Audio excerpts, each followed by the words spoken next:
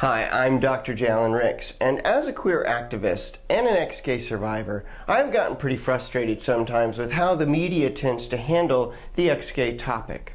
What amazes me is that most of them seem to kind of do the same old thing over and over. Mind you, every person I've worked with in the media has thought that the ex-gay propaganda is hogwash, and yet, what do?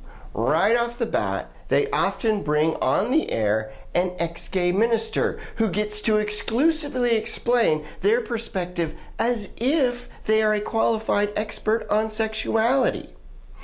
Oftentimes, this is where the host may try to kind of get the ex-gay to talk himself into a corner, or maybe sound so religiously zealous that they invalidate themselves. But much to the host's surprise, this leader is rather articulate and almost kind of makes sense.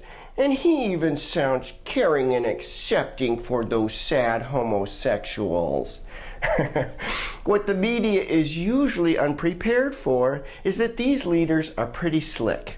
In fact, ex-gays have created a whole system of denial that convinces themselves that their disdain for homosexuality is a righteous attribute. So you can bet they're going to sound pretty appealing.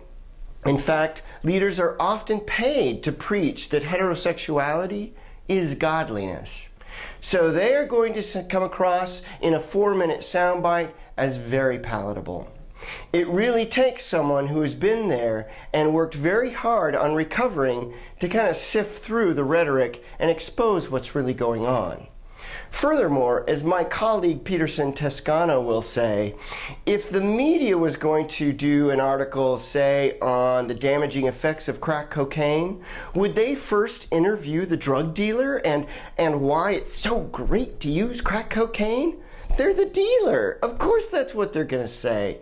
This is nothing new. What's not being heard, and therefore more easily denied, are the long and short-term consequences to ex-gay and religious abuse. Oh, but this is about the time that they kind of go to a commercial break.